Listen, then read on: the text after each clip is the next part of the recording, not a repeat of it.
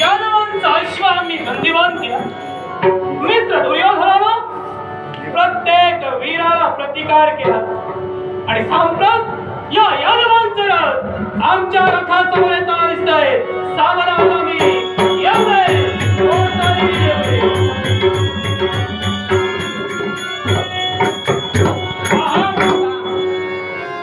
अंगराजकरण त्यांच्या रथासमोर आम्ही आमचा रथ भिडविला. जाणीव व्हावी. अन्य देशाचे राजकर्ते अंगराजकरण काका कृष्णपुत्र सान नतमस्तक होते. बाहूंची उद्योगाचा शिव आणि मंगलचा आशीर्वाद मिळाला. नक्की समाधानही झालं. मनी प्रश्न आमच्या निर्माण झाला. असा हा पहिला.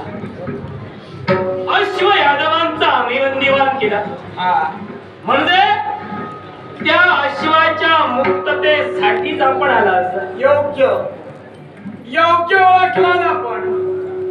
अश्वाची मुक्तता करून घेण्यासाठीच आम्ही इथपर्यंत आलो.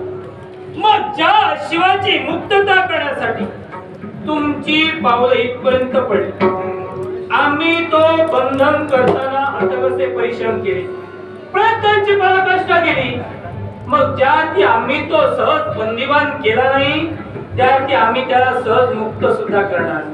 याज्ञिक अश्व ज्यावेळी आम्ही सोडिला त्यावेळी यादवांकरवी प्रयत्न केलेच गेले आणि ज्या प्रयत्नाला यश मिळवावं या अपेक्षेनं आम्ही आपल्या समोर आलो. सहजासहजी तुम्ही जर का मुक्तता करत नसाल तर आमच्या पराक्रमानं आम्हाला अश्वाची मुक्तता करून घेऊन जावी लागणार. अश्वाची मुक्तता जरूर होईल. मग पण माझ्या प्रश्नांची योग्य रीतीने उत्तर माझ्या मनाच्या समाधानासाठी जर का मिळाली असती तरच तुमच्या या अश्वाची मुक्तता होईल. राजे आपण सुज्ञ आहात. प्रश्नांची उत्तर तुमच्या मनी निर्माण झाली. युद्ध उत्तरामध्ये निर्माण झाले नाही, प्रश्नामध्ये निर्माण झाले. उत्तर अपेक्षेनं तुम्ही प्रश्न निर्माण केला. मग ती अपेक्षा तुम्हाला जर का पूर्ण करायची होती मग अश्व जर का तुम्ही आमच्या समवेत घेऊन जर आला असतात, बरल्या दरबाराच्या ठिकाणी आपले प्रश्न जर का निर्माण केला असतात तर निश्चितरित्या उत्तर आम्ही तुम्हाला त्या क्षणी तिथं दिली असती. अश्वाच्या माती असलेल्या पत्रिकेचं वाचन तू केलंस बरोबर. मग मला सांग, बोला. अश्वाच्या मस्तकी असणारी पत्रिका, या पत्रिकेत असा मजकूर होता का की ज्याला कुणाला या अश्व बंधन केल्यानंतर, पत्रिकेचं वाचन केल्यानंतर ज्याला कुणाला प्रश्न निर्माण होईल त्यानं पत्रिका आणि अश्व घेऊन यादवांकडे यावं. ज्यांना युद्ध करायचं नव्हतं, ज्यांना युद्ध करायचं नव्हतं ते आले असते तर निश्चितरित्या आम्ही त्यांच्या प्रश्नांची उत्तरं दिली असती. ज्यात तुम्ही वीर होता, युद्ध करण्याचं कौशल्य तुमच्या अंगात होतं, मग प्रश्नांची आणि उत्तरांची अपेक्षा तुम्ही का करता? याला कारण आहे. आणि प्रश्नांचं निर्माण करा. याला कारण आहे. मी असं का म्हणालो? का? सरळ सरळ वीर जातीला तुम्ही दूषण दिला. बरोबर बरोबर बरोबर दिली दूषण. काय अधिकार? एकदम अधिकार. कारण सहज जर का पत्रिका लिहिली असती तर कुणी अश्वाचं बंधन केलंच नसतं. नगारात तापवल्या व्यतिरिक्त तो कधी वाचत नाही आणि कोणती पिरगवल्या व्यतिरिक्त तुणतुणेला वाचा फुटत नाही. वीर जातीला वीर स्त्री आम्हाला निर्माण करायची होती म्हणून वीर जातीला डिचवण्याचं कार्य आम्ही केलं. मग वीर जातीला जर का डिवचण्याचं कार्य तुम्ही केलं, वीराची वीराश्री जागृत केला, मग आता अश्व मुक्त करून कोणत्या मुखाला सांगताय?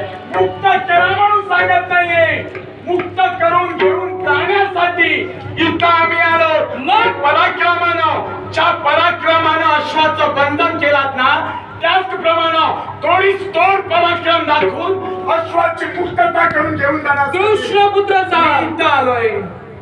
अश्वमेध यज्ञ हा यादवांनी आचरणाला आणला. बरोबर का? याच्या मुळाशी कारण यादवांच्या जीवनात येणारी संकट दूर व्हावी आणि हा अश्वमेध यज्ञ आम्ही प्रारंभ केला.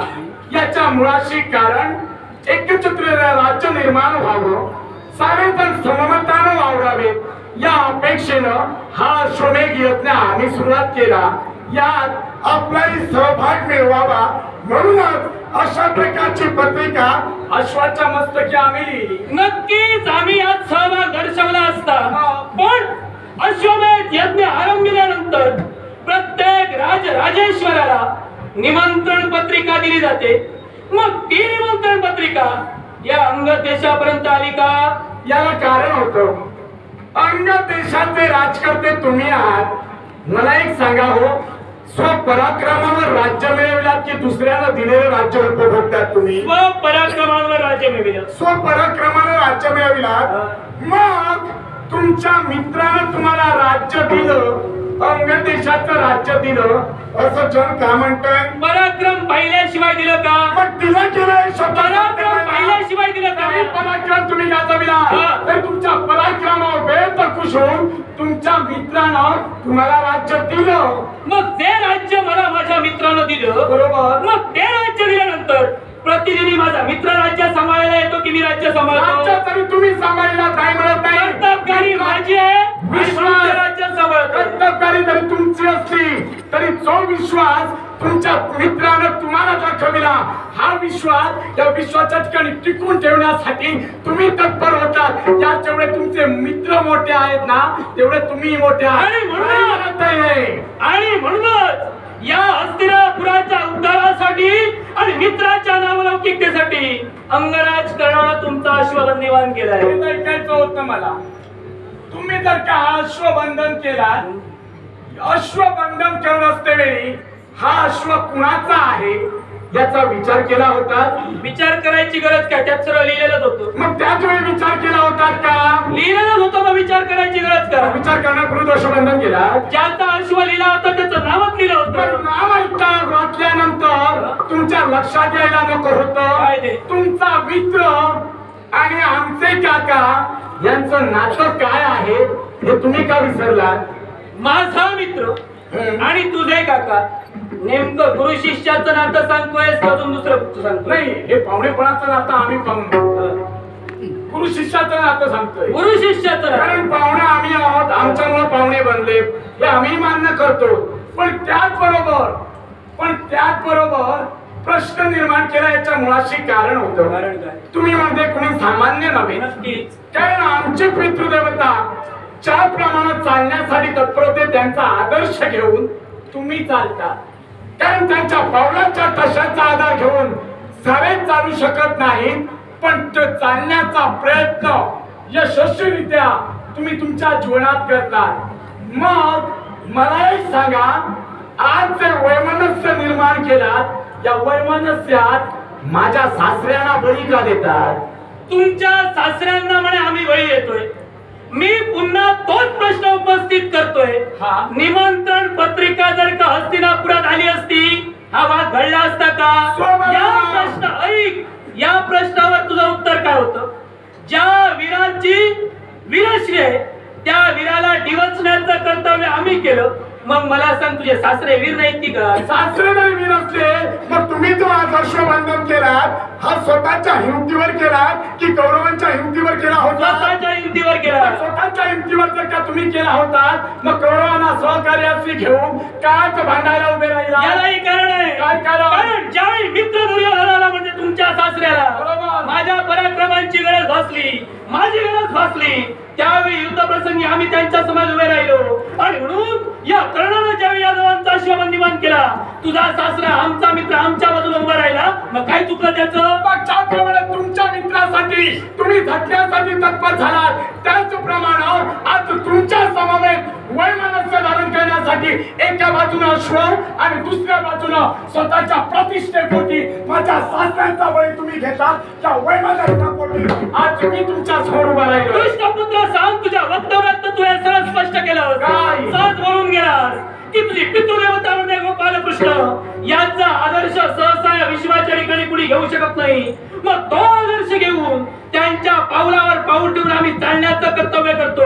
म्हणजे गोपाल कृष्णाचा आदर्श आम्ही आमच्या जीवनी घेतला, नक्कीच घेतला. मग ज्या गोपाल कृष्णाचा आदर्श आम्ही आमच्या जीवनी घेतला तोच आदर्श घेऊन जर का आम्ही अश्वबंदीवान केला असेल, मग जर का आम्हाला चुकीचं म्हणतो, मग तुला वाचता चुकीचं असेल.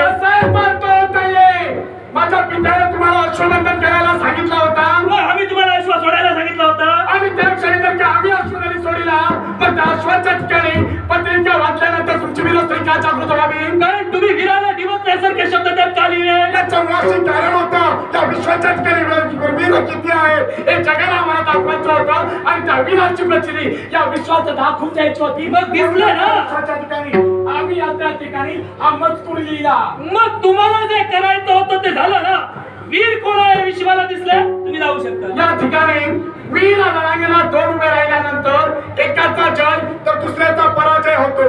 या युद्धात तुम्ही मेलात तर जिंकणार कोण?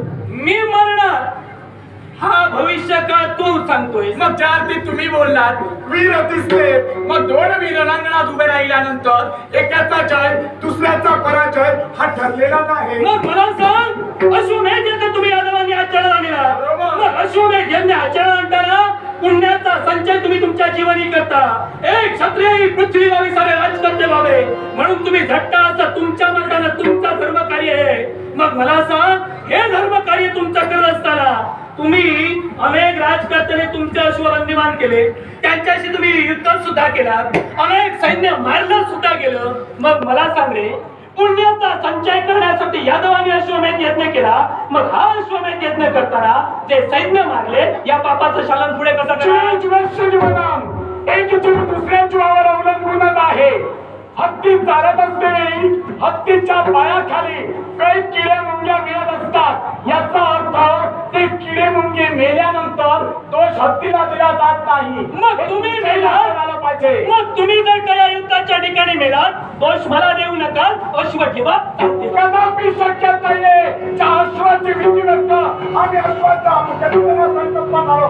त्याच अश्वाची मुक्तता केल्या व्यतिरिक्त तिथून माघारी जाणार. मग तोपर्यंत पत्रिकेवरील मजकूर तुम्ही खोडत नाही, तोपर्यंत अश्व मी तुमच्या स्वाधीन करणार नाही. आणि जर का अश्व जर का स्वाधीन करत असाल तर नाव जाताना तुमच्या समवेत शाब्दिक संघर्ष राहिल्या बाजूला शस्त्र संघर्ष झाला. हा साम उभा आहे. मग शस्त्रम प्रतिशस्त्रम जैसा तुमसी वैसा निदसी. मग त्याचप्रमाणे घोषा घोषा